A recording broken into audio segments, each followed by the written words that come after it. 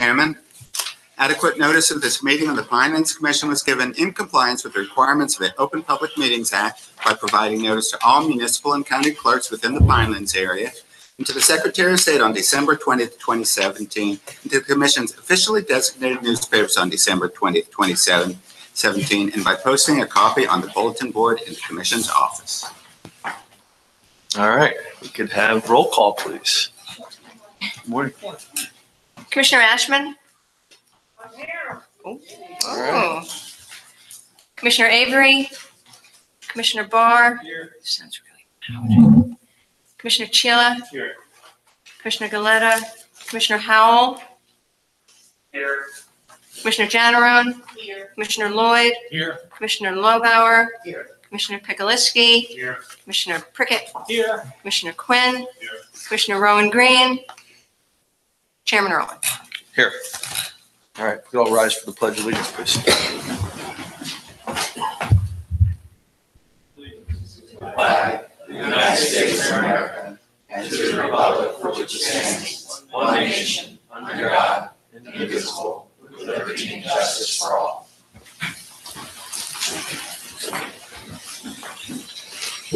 All right, first item on our agenda is the adoption of the June 8th, 2018 minutes. I'll move those. Second. Are there any questions or comments on the minutes? All right, hearing none. All in favor? Aye. Any opposed? Any abstentions? Okay, moving right along. We did not have a P&I meeting. We did not have a P&B meeting. So we'll move right into staff reports. Nancy, over to you.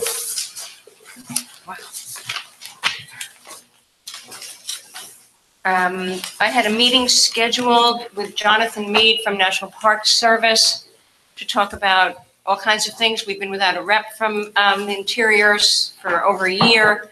Unfortunately, he had to reschedule the meeting, so we don't have a new date yet, but I'm hoping that happens soon.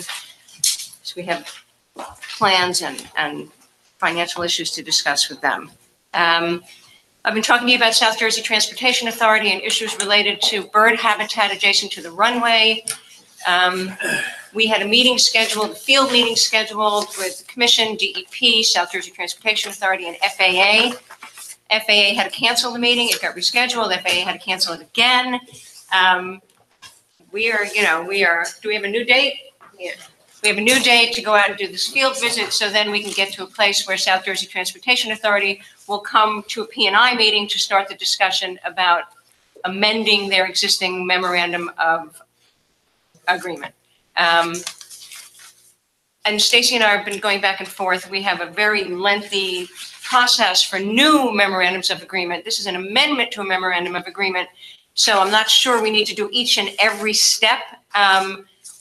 Like they have to, before they go to P&I, they're supposed to meet with staff. They have. But then the next step is for them to meet with Sean and I. I'm not sure that's necessary. We've been talking about it. We already have an agreement, but that may be the only step I would skip. But I'd like them to come to P&I quickly. This is of some urgency for them. So hopefully they'll come to the July meeting. I'm working on it. South Jersey Transportation Authority to make sort of a first generalized presentation to get the process started. We've been doing a lot of internal meetings on budget. We'll present the budget at the next commission meeting. Construction on our... Just can't hear you. Okay. I said we were having a lot of internal meetings on the budget, and the budget will be presented at the August commission meeting. You can see construction on the Pinelands exhibit has started. It's going well. Had a couple of little issues, but it's going well. And the next significant phase will be for the installation of the exhibits. Right now, we're doing the prep work to make that happen. And then, I love to have good news, so I have good news today. We have hired a new member of our MIS office, Information Systems and Technology. His name is Matt Martin. He's sitting behind me. Matt's been here about a month. I'm going to be honest, I've had very little opportunity to sit and chat with Matt because Matt has been wildly busy working. on very exciting things. He comes to us. We had Matt write his own information from Bank of America in Jersey City. So imagine Matt's coming from Bank of America in Jersey City, where he's been for 20 years, here. And he likes it. He likes to visit John Bunnell and see snakes. He likes everything about it. It's relaxed and easy and a much different environment. So that's excellent. He grew up in Freehold. He's a Jersey boy. He went to TCNJ. He lives in Princeton Junction. He has a wife, he has a dog, and he has 5 children. Yeah. So guess what one of his hobbies is? Coaching children's sports teams and traveling to parks, and he plays guitar and piano. So then I made Evan write, Evan, you all remember Evan Bossett, write what Matt does, because for the life of me, I would never be able to tell you, but it's so important to the commission that I have to read it to you, because this is commission altering stuff. This is stuff this commission has been waiting for a very long time. Technological improvements. It's so exciting. I mean, Susan will tell you, she's been one of the first. I mean, it's just fat. So here's what Matt's doing, and correct me if I'm wrong. He's modernizing and integrating the Pinelands Commission internal processing systems, including PCIS, which is our permit thing, where you go in and find out everything about all of our permits. That's the tracking system. All the correspondence is there. Conformance tracking, that's a program that Susan works on. The alternate septic programs, PDC Bank, memorandum of agreement tracking, something we've wanted to do for as long as I've been here, and zoning.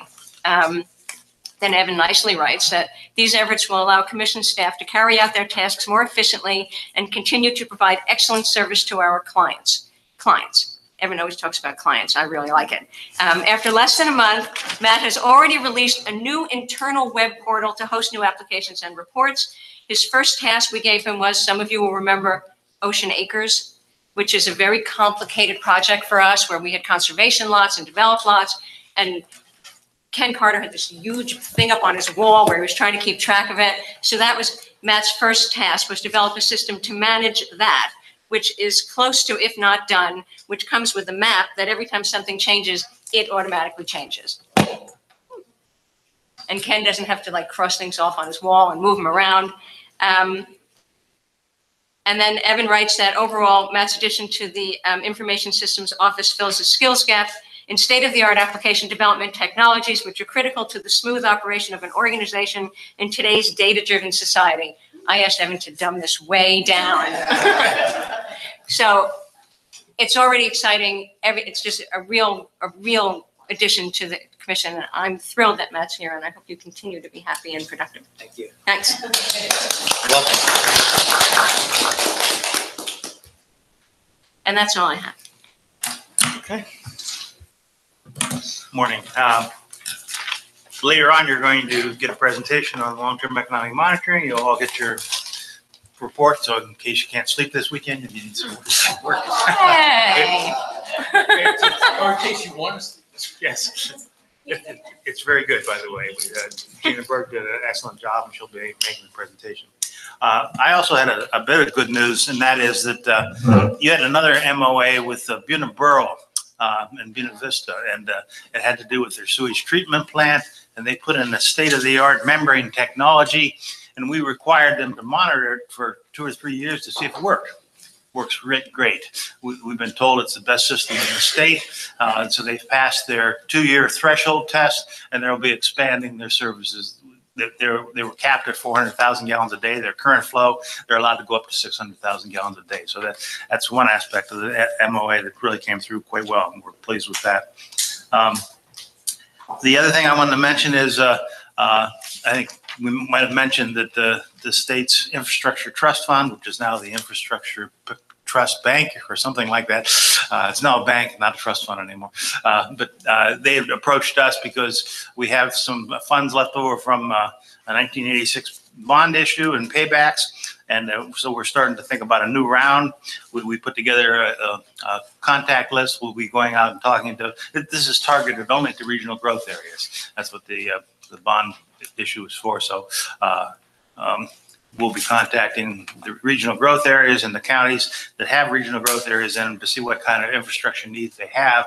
And then we'll craft a new RFP, if you like, request for proposals. We'll bring it back to you because we have to do that through a set process.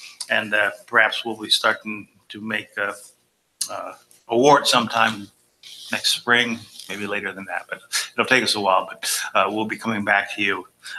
Our first step is to talk to people. We want to make sure we understand what's the state of the infrastructure. The previous rounds that we've done have all been targeted towards wastewater sewer lines. And we may do that again, but we may be able to broaden it to include stormwater and some water supply things as well. And I think that, related to Borough, by the way, we got a request from a big project, a big existing thing down there called Camping World. They were talking about putting in a wastewater treatment facility, and we mentioned to them, you have a sewer line next door, and you're allowed to hook up to that. They were very excited about that. So we may be able to get some new clients for Borough in their expanded flows. So that's all I had. Chairman, I have a question or a comment regarding Buena Vista, the membrane system. It's kind of the first I heard of it. I don't know if it was presented to the commission or not, but I'd love to have a little more information on that, maybe a little presentation. We might bring them back to talk about the success. It is a very good technology. It's being used all over the world. It's a little expensive, but to the extent we can, we'd like other people to use it well. It does some amazing things. It also addresses some of the newer contaminants that people are getting concerned about, so-called emergent contaminants, pharmaceuticals. It does. Wow. It does. That wasn't its primary purpose when it was crafted, but it does. It actually addresses some of those to some extent, and it reduces nitrates very effectively. And so maybe we can bring some kind of they can give a little presentation, and we can it's see just how. a basic, explanation of how it works. I'm trying to visualize this huge membrane, that all this material has to interface with. So I would be interested in hearing more. So whatever we can do. Thanks. Any other questions for Larry? Larry, is that what's called tertiary treatment? Is that the membrane, or is a membrane tertiary treatment, or doesn't it fit in that category? I've never heard it called that per se. I mean, it's certainly advanced secondary. I don't know if it's tertiary or not, but I don't know how many of them are operating in New Jersey right now, but we've heard from DEP that they're really pleased with it, and we're very pleased with it too. And it solved a big problem we had at Borough. It's the Borough that has the treatment facility, but they also service some of Buena Vista as well. Buena Vista was a partner, and the MOA was Borough, Buena Vista, and us, and to start the construction of this thing. Thanks. I have another question. How was that funded? Was that funded through the infrastructure?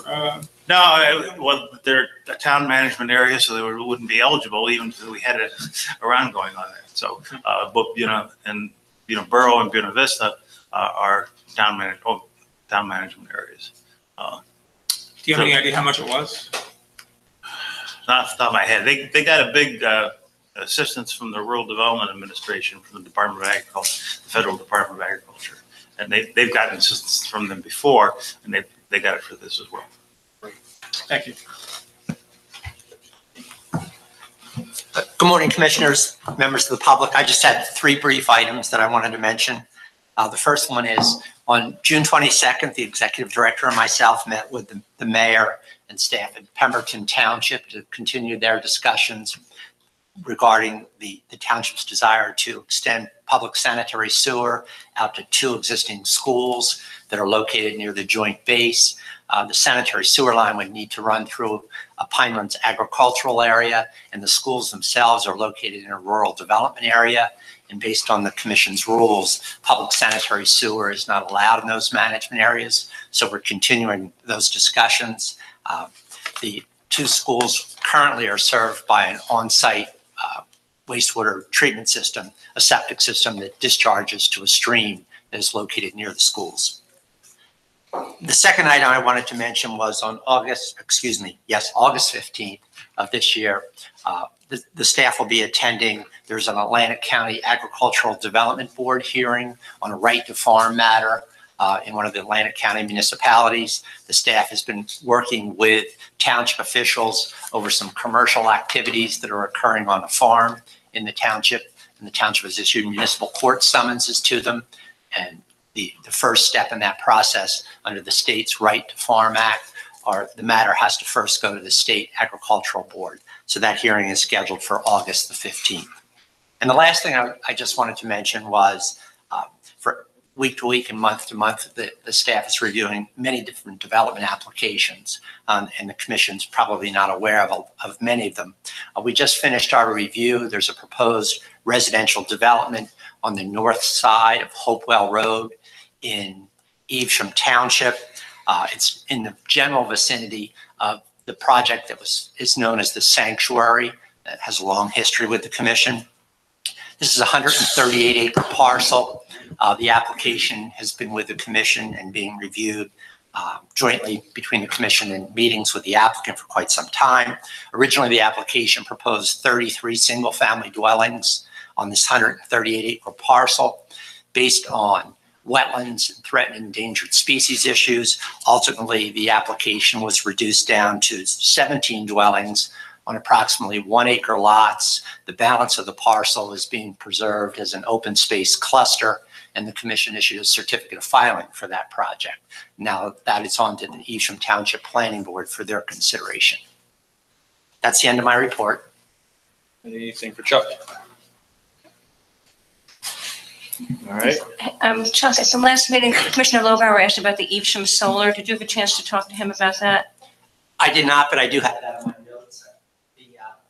There was an inquiry, the executive director has indicated the commission approved an application for a solar field at the Kings Grant Elementary School. I believe it was selected.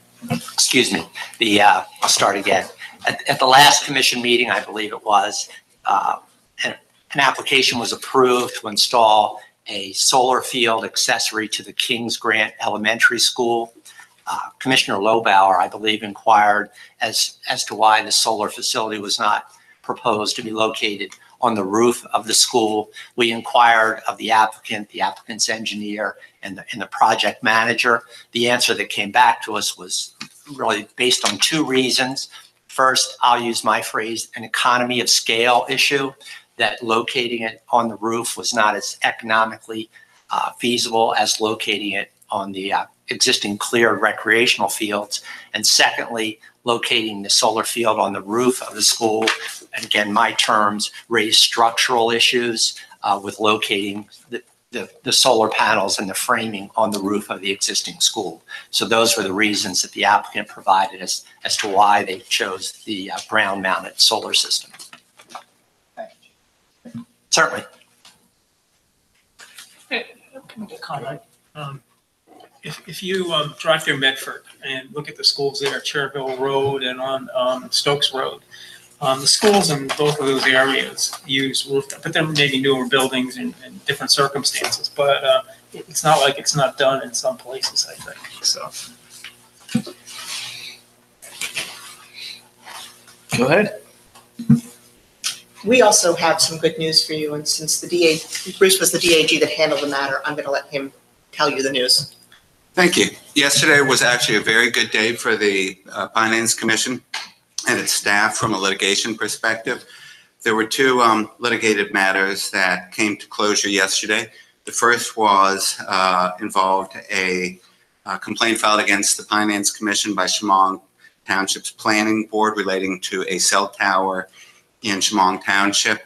Chemong Township's Planning Board decided to withdraw that complaint against the Finance Commission. What it involved is originally Chemong Township came in, wanted to place a cell phone tower in a rural development area. The staff properly said, no, you've got to see if there's something available in the rural growth area.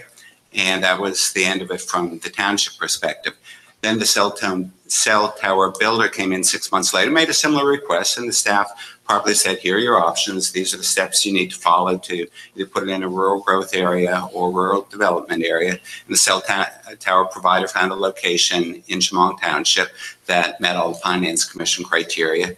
And that the Township Planning Board voted not to approve the location or the location of that cell tower, and so the cell tower provider filed a complaint against the planning board. The planning board then brought in the Finance Commission saying you were incorrect, but the Finance Commission really had not taken any final action, and because there were a lot of flaws in any potential complaint against the Finance Commission, The planning board informed us yesterday that it will be withdrawing or dismissing this lawsuit against the Pinelands Commission. So that was one piece of good news. The other piece of good news was an appeal that some of you might remember from about going back to really 2013 that had to do with soccer activities on Tuckahoe Turf Farm in Waterford and Hamilton Township. The Pinelands Commission as a whole had voted to approve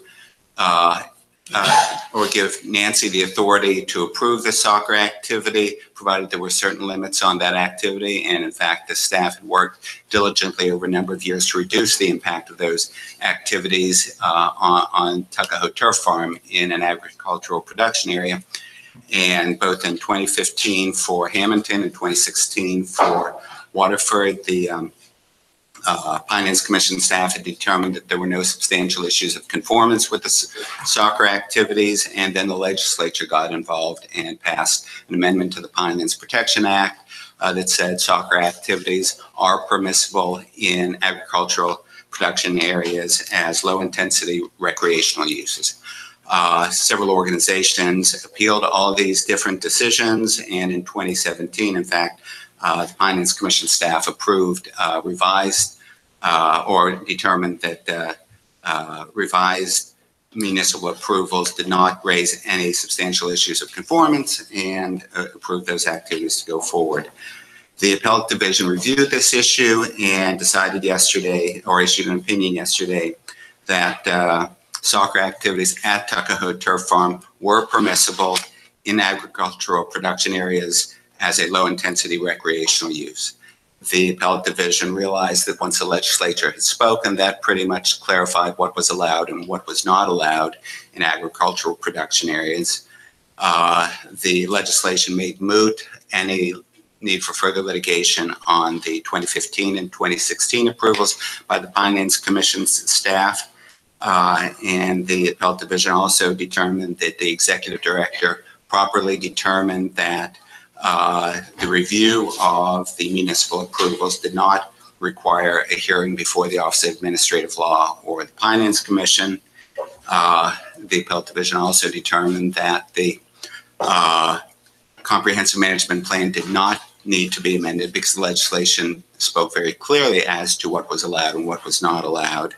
And the appellate division finally determined that the deed restrictions on Tuckahoe Turf Farm. Sure. Sorry, Commissioner Ashman. The appellate division determined that there was no violation of the Pineland. Well, not so much that there was no violation of the deed restrictions issued relating to Pinelands development credit. Those issues were moot. And there were State Agricultural Development Committee deed restrictions on Tuckahoe Turf Farm's property that the appellate division decided were not appropriate to be reviewed right now. Those are better left to issues of the State Agricultural Development Committee. So the long and the short is the appellate division affirmed the Pinelands Commission staff's determination that these soccer activities were appropriate on Tuckahoe Turf Farm. Any questions? Who brought the matter against Pinelands Commission? Pinelands Preservation Alliance and the New Jersey Conservation Foundation. Any questions? No, the only thing I would want to add to that is that from a commission perspective, one of the significant determinations was that the executive director, one of the issues on appeal was whether or not the commission could settle the matter prior to having a hearing. And the appellate division reviewed the CMP provisions, which authorize the executive director, if she finds that there are no longer substantial issues associated with an application, that has been called up to settle the matter prior to hearing, and that was affirmed. So the commission has the authority to settle matters application matters prior to a call-up hearing, and the executive director has the authority to do that under the CMP. So that authority is recognized. All right. Any other updates? Oh, I have, since we're reporting on happy news, they all know I was running around yesterday waving something in the air because I was very happy. So in all of the years that the commission has been in existence and the PDC program has been operational, There have never been any PDCs purchased and redeemed in Jackson Township's regional growth area in Ocean County. 0, which is sort of unbelievable when you look at the size of their growth area and the number of projects and units that have been approved and built there. Yesterday, the PDC Bank processed a sale of 14 rights to a project in Jackson Township. Now, they haven't redeemed them yet. They need to purchase some additional credits before they have the full number they need. But that's being done under an ordinance that the commission approved a few months ago that make PDCs a mandatory component of new projects in the growth area. So we're already seeing the results of that, which is that there will now be some use of credits in this rather large regional growth area for the first time. So it was a surprise. We knew the sale was occurring. I didn't know who was buying them until I saw the paperwork yesterday, and now it's clear that it's for a particular Jackson project. So that was just a little bit of good news. That's right. Wow, great. We're done? Any questions for staff? Paul, do you have anything? I do. All right. Yes. Good morning. So since we last met, we talked a little bit about our work on the exhibit project and the fact that, of course, we have work going on here to get ready for the installation. Meanwhile, Joel Mott and I have been working closely with the exhibit fabricator, Split Rock Studios of Minnesota, to work on the actual fabrication of those exhibits. And they had a shipping company come to pick up a 300-pound crate of Pinelands artifacts, and that's been delivered to them. They are now in the process of working out how to incorporate these artifacts in the centerpiece of the exhibits. They're also working to proof the images to ensure that there's sufficient resolution for being blown up and created on the walls. And everything's going very smoothly there. It's been a pleasure to work with them on this. Meanwhile, next Thursday is our second annual Pinelands Summer Short Course in Hamilton, Kramer Hall. Registration's going well. It's better than last year. And there's still time to sign up if anyone would like to. Any commissioners, of course, are invited to come free of charge. Just let us know. You can sign up even morning of if you would like. All courses are open. Some of the field trips are almost closed. So we're just keeping an eye on that, but we're excited for that. Last but not least is our Pinelands orientation that we do every year with municipal councils on the 24th of July here at our offices. Commissioners are also welcome to attend that as well. This year's presentation will be on Pinelands conformance. And if anyone has any questions, please let me know. 4 o'clock.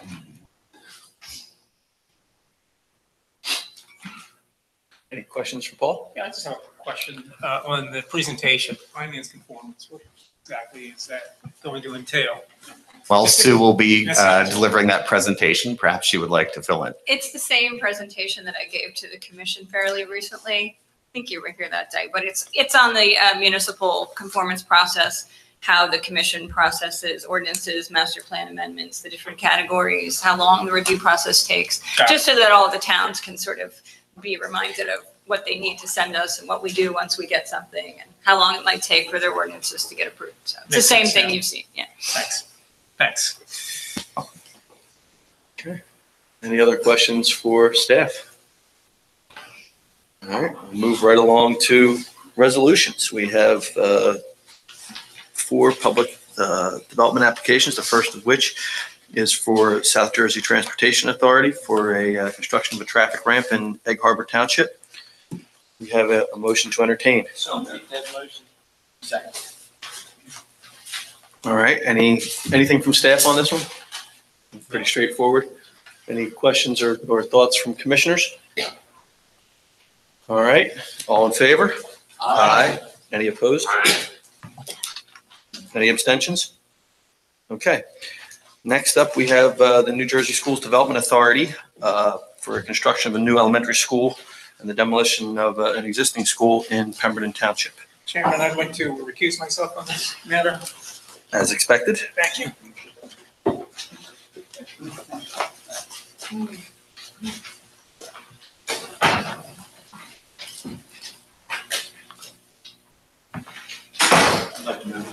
There we go. We have a first or motion. We have a second. I'll second. Okay. Anything staff on this one? No, it's carried. Okay. Any thoughts or comments, questions from commissioners? All right, hearing none. We'll move to a vote. All in favor? Aye. Any opposed? Any abstentions? Okay. Somebody just knocked. Hey, Rick, we're ready for you.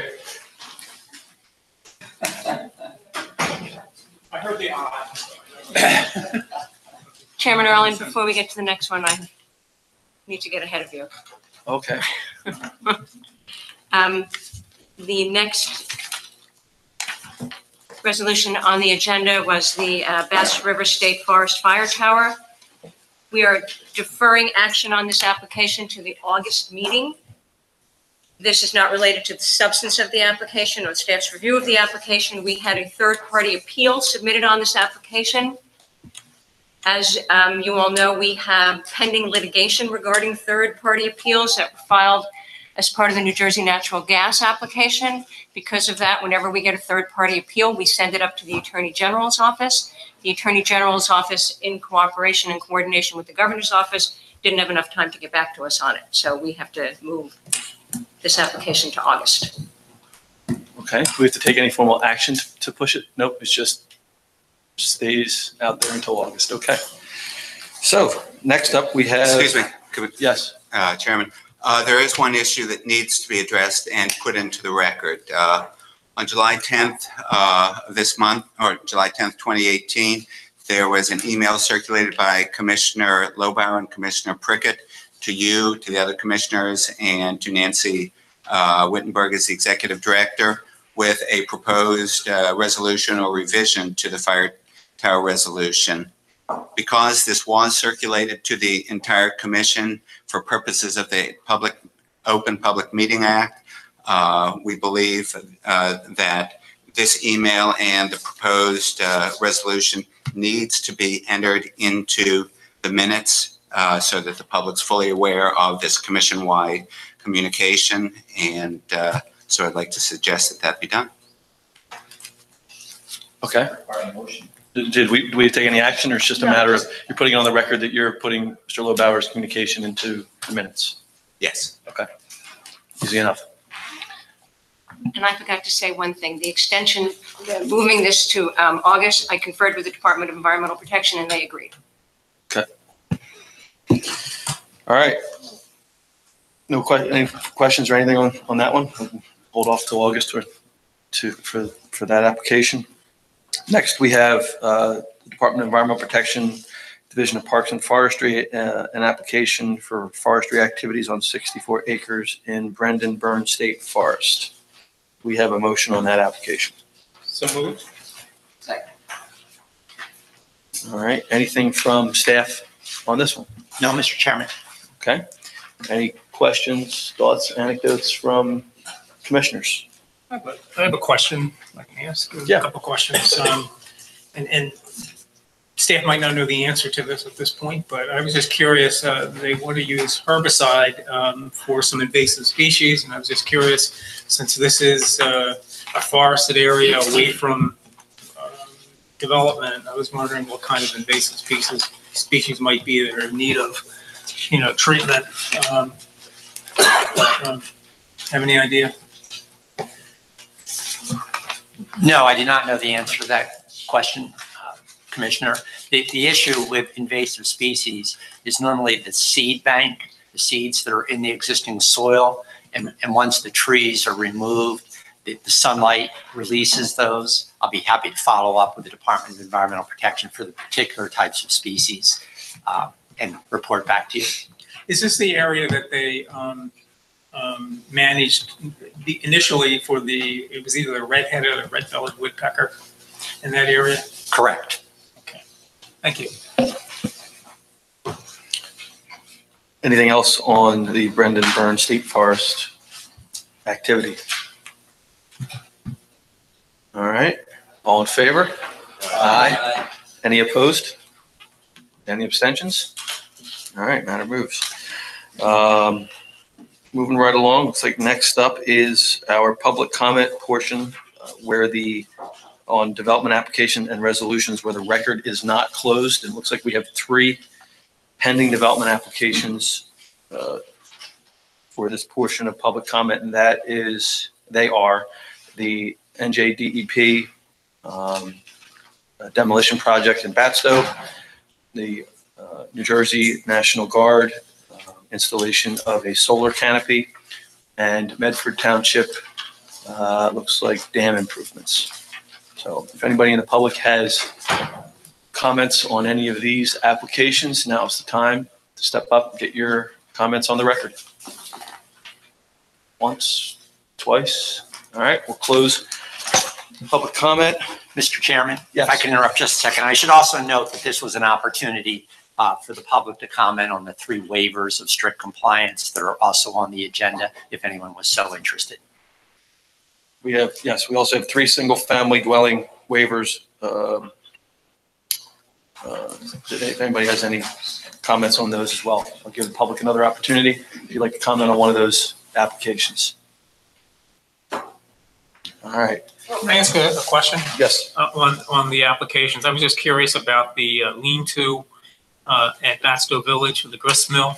Do you have any information, or can you talk about that now, or? Yes, most certainly. And actually, I'll ask Ernest Demon of your staff, who's the project manager for that particular application, to discuss it. I mean, existing lean-to on the grist mill, the lean-to has deteriorated to the point where it's unsafe. It has been reviewed by both our staff archaeologists and the State Historic Preservation Office. There were improvements made to that facility back in the 40s and even 1980s. Once the application comes forward, anything that's historically relevant will be protected and preserved for potential future use. It's unclear whether that will happen in the future or not, but it will be preserved. So you mean, so they're doing this so that they can rebuild it? There's no proposal right now to rebuild, just demolish. And did I hear you say that it's not really historical? It was put in the 20s or 30s? No, there's original structure still there, but it was highly renovated back in the 60s and even 1980s. Okay. Thereby removing a lot of the historic components to the lean-to. If there is any left, both SHPO has recommended that be preserved for future potential use. Okay. So there are no plans to Not at this time. Thank you. Thank you. Mr. Demon, do you know the purpose of the lean-to? No, I do not. Is this an application from NJCF? No, this application was filed by the New Jersey Department of Environmental Protection.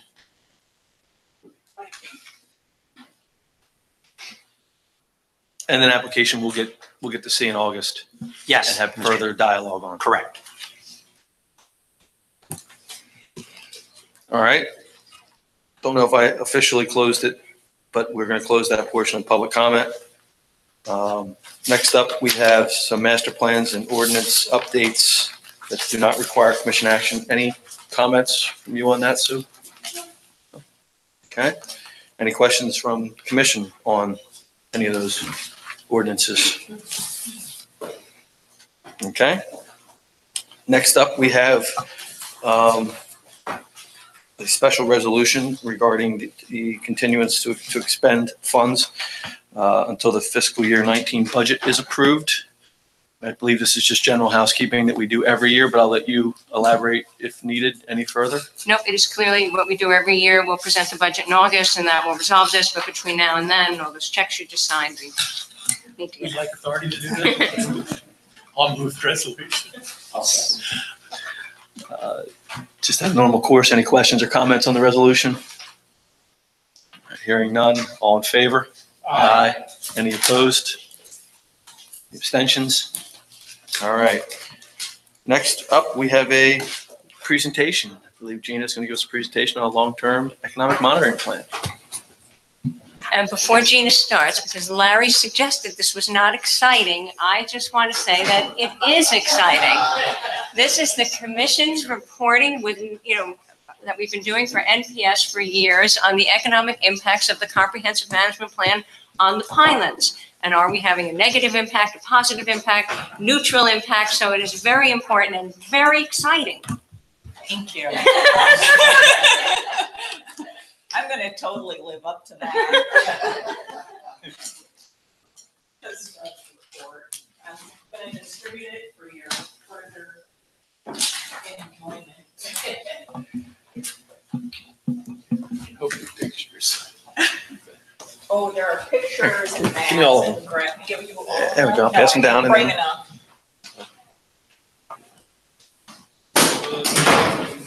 We need one more, or two more. Yeah.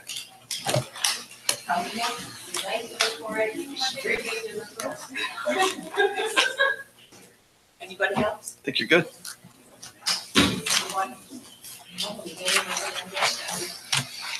Anybody?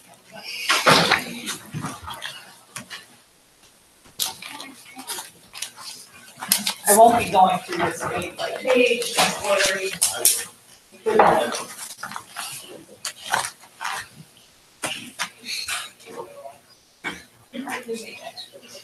Too, but I usually screw this up, but here we go. So the long-term economic monitoring report, dated 2017, it updates the variables that are reported with 2 years of data, 2015 and 2016. Everything about the report pretty much stays the same in terms of the core variables that are reported in 4 categories. Yep, hopefully, can you hear me now? So most of the indicators have been updated. Certain ones related to the census aren't updated. So that's both the population census and the agricultural census don't get updated as frequently. Though we do have new population estimates, all of the details, the block data that helps us differentiate more is not updated. So you'll see that as we go along. So I'm going to go through and give you highlights of most of the indicators, and then I'll just wrap up with telling you where we're going to go for the next report.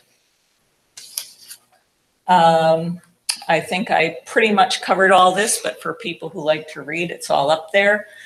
Like I said, most of the variables have been updated and they remain unchanged. The only one that we changed was the age demographic. So in the past, we reported median age, but in this report, we took the advice of the work sessions that we held on the reevaluation process, and we changed it to reporting age groups under 19 years old and over 65 years old as being more important to people than having median age. We're also continuing the supplemental variable that was reported in the 2015 report, and that is poverty rate. That supplemental variable doesn't get reported every year, and that changes with different reports. I want to remind you about the geographic definitions that are used in the report. On the left in green are what we consider Pinelands municipalities. And in the report, the variables cover data for all of those towns, both inside and outside. We don't distinguish. Data is just aggregated by municipality, not disaggregated into whether it's outside or inside the Pinelands. So that's the Pinelands, 47 Pinelands towns. On the right are what we call the non-Pinelands towns, which is all of South Jersey, outside the Pinelands, in blue on the map on the right, plus the yellow towns that have less than 10% of their area inside the Pinelands boundary. We all call those the non-Pinelands towns. The distinguishing thing with the yellow towns is that we do report their specific variables in our tables in more detail in the report because they do have Pinelands area. But when they're aggregated in the generalized regional statistics, those are included in non-Pinelands towns. Does that make sense? Okay, so the first category that the report covers is population. Overall, you'll see that the population in South Jersey is declining slowly. That's my little arrow on the right, pointed down, on the left, I'm sorry, pointed down. Median age is climbing, though we don't break that median age out.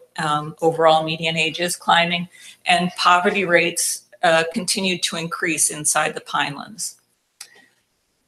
So here's a graph highlighting the first indicator, population. You can see how flat population trends are across South Jersey and the Pinelands in specific, as compared with the state where they're climbing slightly. But it's a very slow growth overall. This graph shows you 2010 to 2016. This is the age demographic. And like I said, we don't report median age in this report. We break it down into specific two categories. But overall, since 1980, this graph shows you how far median age has climbed across South Jersey and the Pinelands. Poverty rates are a little interesting. You can see that poverty rates from 1999 to 2014 climbed across the state and across South Jersey. In 2016, however, poverty rates in the non-Pinelands towns and in the state decreased, but in the Pinelands area, they continued to increase.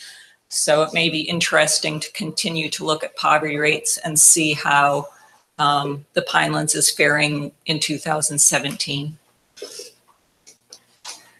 The second category that the report covers is real estate, and there's mostly dealing with residential information.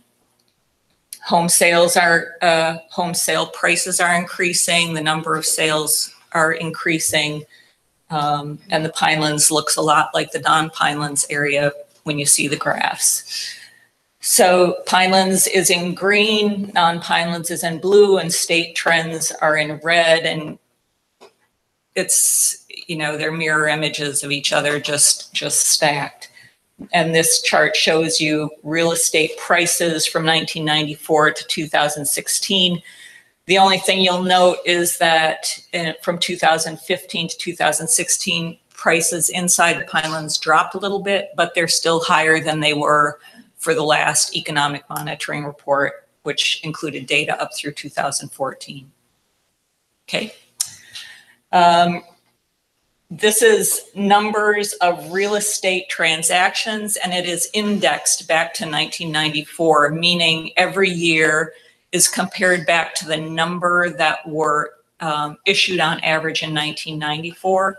So these aren't, it's an index, it's not actual numbers of transactions that occurred. And you can see, although the Pinelands tends to be more volatile than the other two regions reported here, the state in red and non-Pinelands in blue, were more or less following the same trend as everywhere else in the state in terms of comparing back to 1994. The next one in real estate is the number of building permits. All very obvious and intuitive, I think, showing Pinelands in green, typically higher since 1980, but then for the recession, everything dropped off, and now we're running average with the rest of the state. We increased a little bit 2014 to 2016, and now we're tied, almost dead even with the non-Pinelands average building permits issued. The third category is something broadly called economy, and there's a whole slew of variables or indicators that are included on that. We include farmland pieces and agriculture within the economy, just as special areas that are important to the Pinelands. Trends, again, are mostly positive in this area. I grouped together 3 of those just to decrease the number of slides because, you know, you want to do that. And I'm only including Pinelands and non-Pinelands regions in here because including the state would just skew things and make it hard to see. So non-Pinelands again is in blue and Pinelands is in green. The number of jobs is climbing slightly on each year since 2012, similar rate of climb, both inside and outside the Pinelands. We just have fewer jobs because it's only 47, not 152 or 54, whatever it is, towns. Similarly, number of establishments is increasing, and private sector wages average down on the bottom chart is increasing as well, 2014 to 2016. There's one anomalous figure for the Pinelands in 2015 on average wages. I don't have a reason for that. Maybe it's error in the data. No, I don't have further information. It would require digging, but so we ignore that and just go from 2014 to 2016, and there, poof, we follow the same trend as everywhere else. Graph on private sector average wages it's hard from here to tell the green from the blue. It looks to me like the blue is the upper line and it's the one that trending down. So, right, so this chart starts in 2012. Blue is the non-Pinelands and it dips. And Pinelands is showing steady growth. Well, no, Pinelands also dipped just at a slower rate. But since 2014? Since 2014, Pinelands did this and peaked there in 2015 for unknown reasons. But yes, it generally climbed too. And actually, if you could ignore this one anomalous point, you would see that the slope is similar to the non-Pinelands area. Okay. Yeah.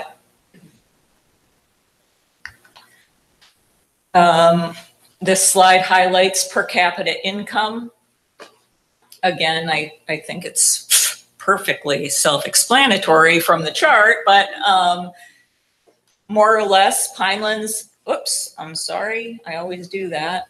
Pinelands per capita income has stayed pretty flat over the last several years.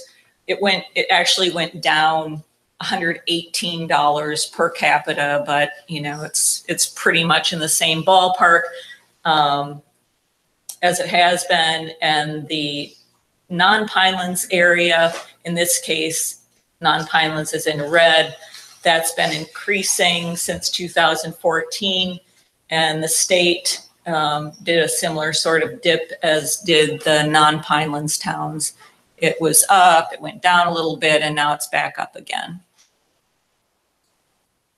All further details in your hard copy. This highlights unemployment. I don't think anybody is going to have a surprise here. Everything is going down. Everything is going down at the same rate across all 3 regions, the state in red, the Pinelands in green, and the non-Pinelands in blue.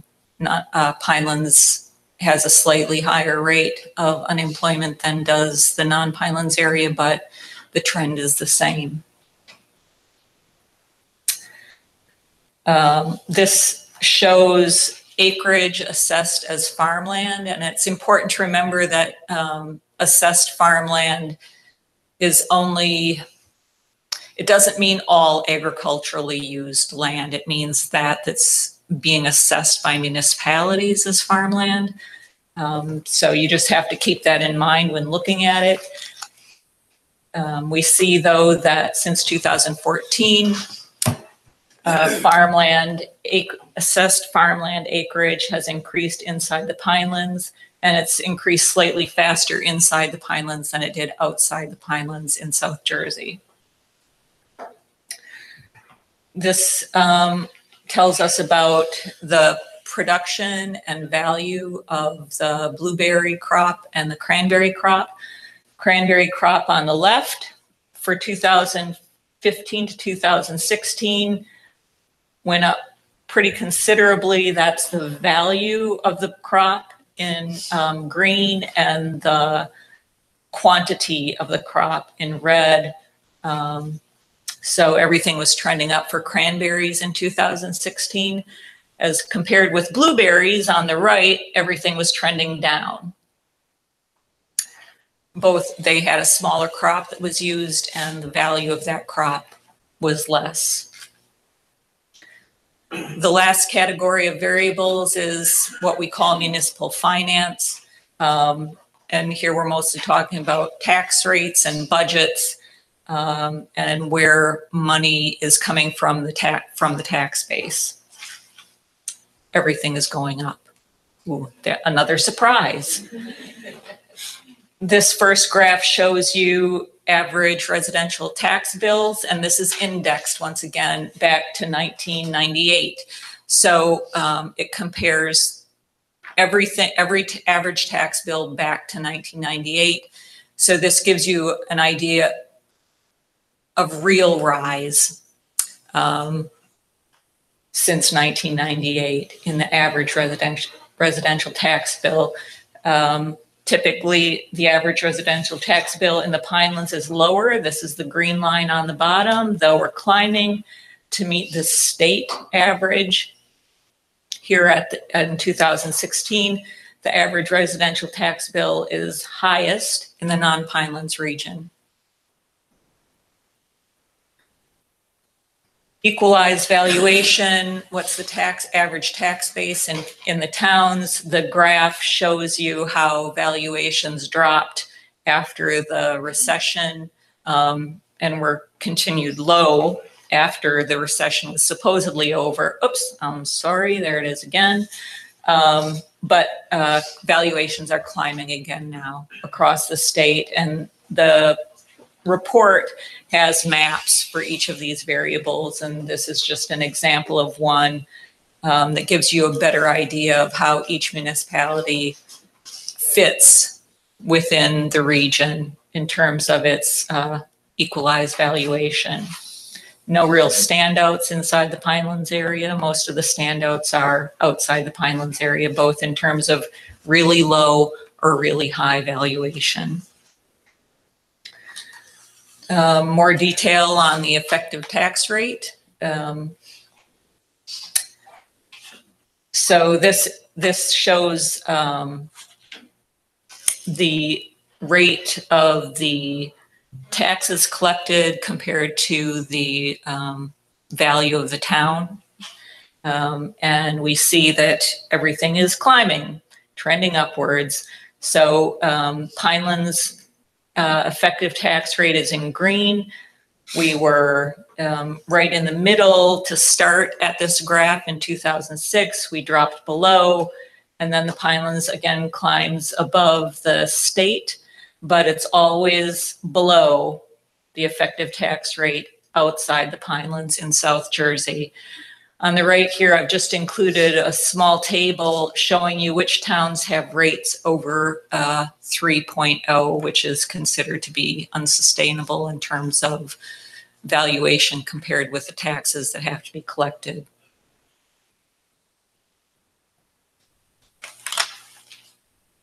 So Egg Harbor City has the highest effective tax rate. This is where the average Pinelands town gets their taxes from. It's their tax base. Residential, the pie chart on the right shows you that residential taxes are the biggest portion of the valuation. Commercial comes in next in that kind of red piece. And then there are a couple other categories that are included. I wanted to note two towns in particular.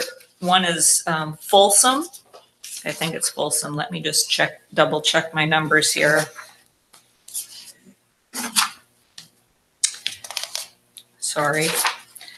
So yeah, Folsom is peculiar in that it has 12% of its valuation from the industrial property class. So it's pretty different from the average Pinelands town in that regard. And Wrightstown is also quite different. It gets 31% of its valuation from the commercial property class. This graph highlights the variable revenues compared with state aid. So what's their budget compared with the aid that they get from the state? You can see the green bars are the Pinelands municipal averages. And in lighter green, where's my dot? That's the state aid. Similarly, these are non-Pinelands budgets, average budgets, and the amount of state aid. So while the amount of state aid that goes to non-Pinelands towns is slightly larger than the state aid that goes on average to Pinelands towns, you can also see that as compared with the total budget, that's a greater percentage inside the Pinelands than outside the Pinelands. Did that make sense, or was that a little garbled? No? Okay, good. The last piece of the long-term economic monitoring report are these fact books. Every municipality that has land inside the Pinelands has a page that summarizes in a map all the management areas that are included in that town. This section shows you how much of that management area covers their town, and then the tables below summarize the specific variables for those towns. So every town has one, including the yellow towns that are only 10% inside the Pinelands area. And then each county has one, and then there's a generalized average one for the Pinelands area. So that's pretty much it for the report. Going forward, we're going to distribute the report to a bunch of different places, not just you, but the people who participated in our workshops and to libraries and whatnot. For the next report, we're looking, as you know, we're looking at how to produce it better, faster. We're looking at an online distribution method, perhaps not producing the report in the same format, and doing rolling updates that would be available through our website. And then we would do an annual summary that might look more like my presentation today than it would than this big report. So that's it. Any questions?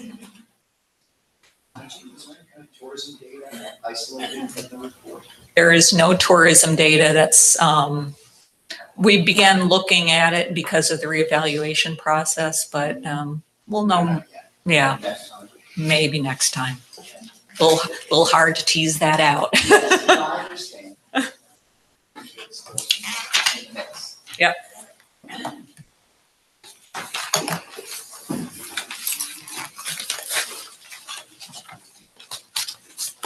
Thank you, Gina. All right, moving on to the next agenda item, which is our general public comment. Do we have a sign-in list? We do. We do, all right. I will make a note just for general comment. As always, you could try to keep your comments brief to give everybody a chance, but also the formal record is closed on the Bass River item. So if you are going to comment on that today, it will not be in any kind of notes, or you cannot comment on that today. There we go. I'm getting the nod. So the record is closed on Bass River. That being the case, I'm sorry, Lauren Stone, is that right? Did you want to speak? You're good? Okay. Margaret Meisner Jackson? No? Okay. Will Rogers? Okay. Kathy?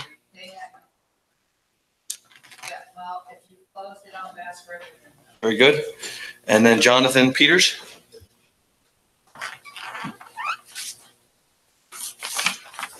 Morning, Commissioners. Morning. I'm Dr. Jonathan Peters. I'm Professor of Finance and Environmental Science at the City University of New York. I've been speaking with the staff about the issues of measurement of economic activity. I saw a little bit more grimness there but I think it was presented because per capita income is down versus the region being up. And it's a real concerning matter when you look at your property taxes going up, continuing to go up. And I think one of the questions we have to ask ourselves is, what's going to be the future of the Pinelands economy? And what I'm going to pass out today is data based on the U.S. Department of Agriculture's report on recreational activity, which is available. It's a little dated, 2001, but it's the best data I could find on recreational activity. I'll make it available. I've talked to the staff about it briefly, but I have a few copies here. One of the most interesting things about it is that New Jersey tends to underperform in terms of certain types of recreational activity, overperform in certain other types. If you look at one time a year use, Jerseyites tend to go to historic sites. They tend to attend outdoor sporting events greater than the national average. They tend to swim in outdoor pools.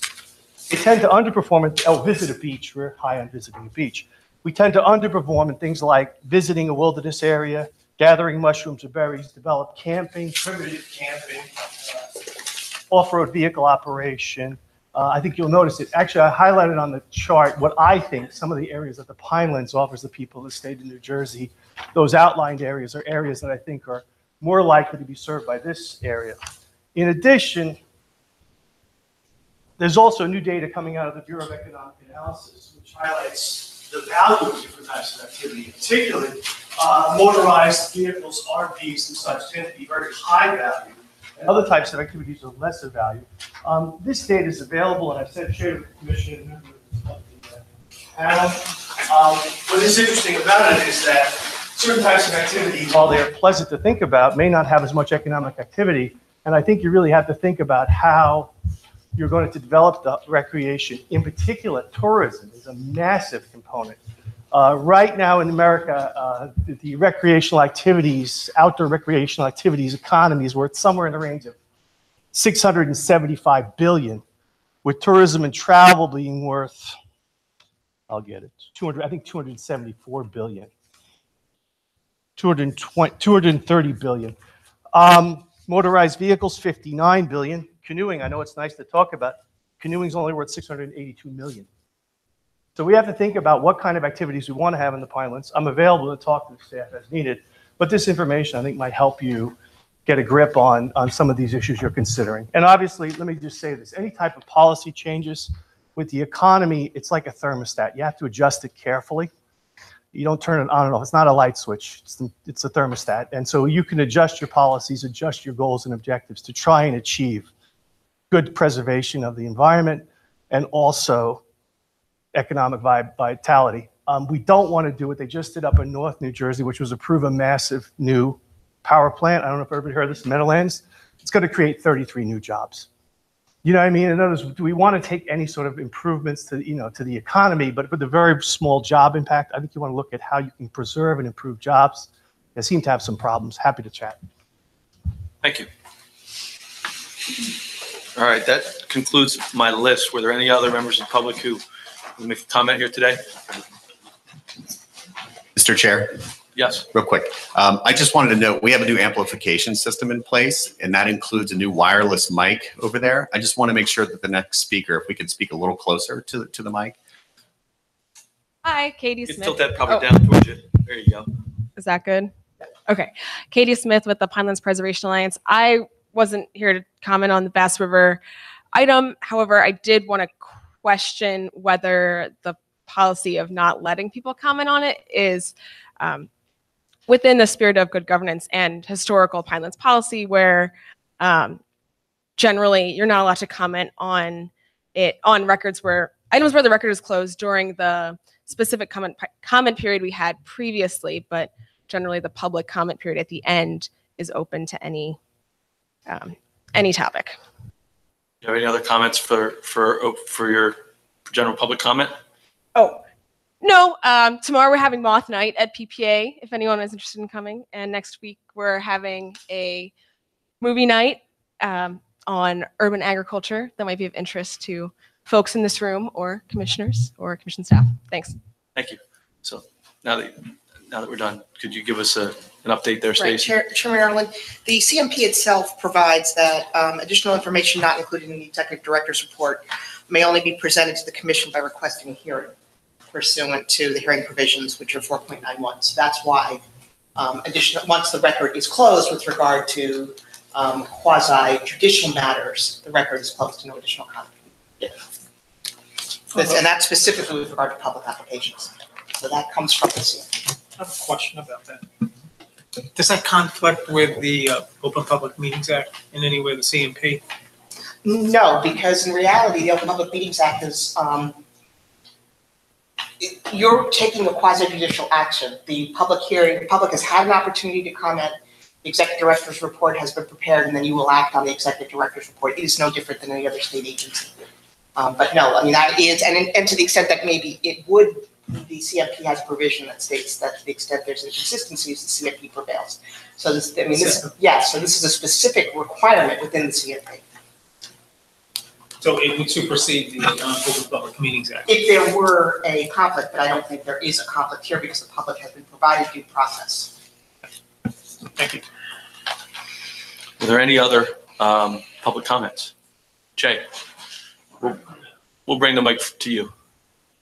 We got to get you on the recording.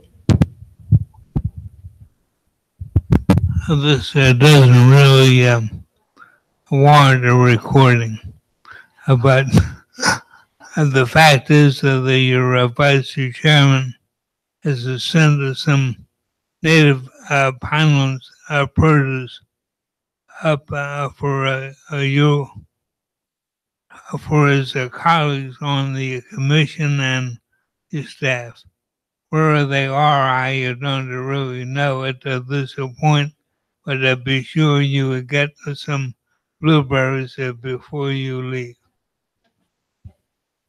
Thanks, Jay. You stole my thunder. I talked to the vice chairman yesterday, and he apologized for not being here. It's the harvest season, but I was told we were to expect blueberries, and I haven't seen them yet. So,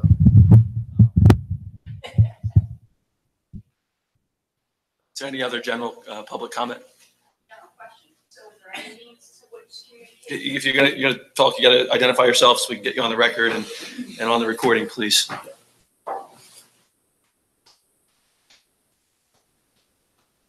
Hi, I'm Rose Sweeney from Bass River. Is there any other means then to communicate with the commission regarding the Bass River? I was unable to attend the June 8th meeting, or I would have been here, and I was unaware that it was the public commentary portion. Is there any other way to communicate the thoughts and ideas of both Bass River State Forest and the Township of Bass River to the commission before there is a vote? There's no means. There's not. There's a process that's set, and it's not just at our meeting. There's a written comment. I totally understand. Process. So that record for that matter is closed. Are there any other general public comments? Chairman, I have a question for legal. I understand that the public comment period is closed, but what's stopping anyone from talking about it? Although it's not going to be part of the record, but they can't come and ask and just make a two-minute comment? No, because under the CFP, no additional information can be provided to the commission prior to making its determination. That's what the regulation says. You are the triers of fact. You are here. Any comment that's made, regardless of whether it's put on the formal record, is part of the record and part of your decision-making process. Once the record is closed, the record is closed. Okay. Thank you.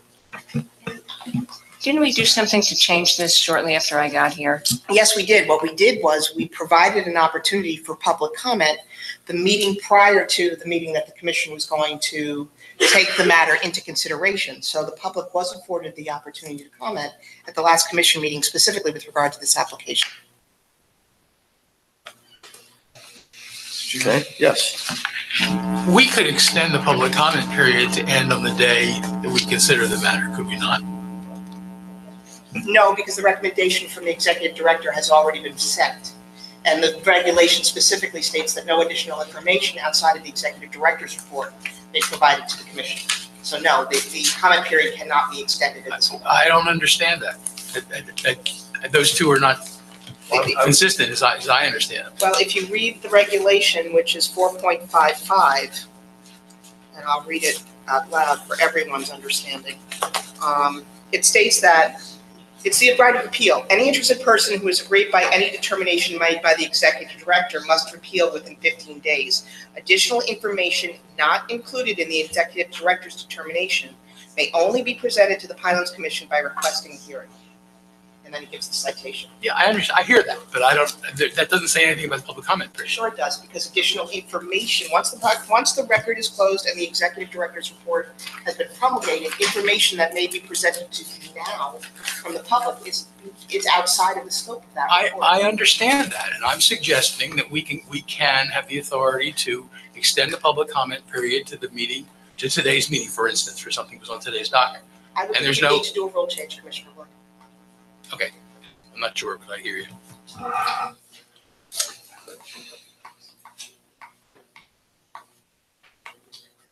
Was there anything else from general public? Okay, we'll close public portion of the meeting. Do we have, my notes have here that we have a resolution to retire into closed session? Is that, you put it on my notes. If needed. If needed, okay. So we have no need to retire into closed session. Okay. So before we take a motion to adjourn, are there any further comments from commissioners? We'd just like to wish, I guess, Joel and Paul good luck with the summer short course. And I know, you guys do a lot of work to engage the public on these things, and it was a big success last year from what I hear. So good luck on the weather, and I look forward to hearing the outcome of the short course at the August meeting. So thank you guys. Thanks to the rest of the staff that are also involved in that. Thank you. Adjourn.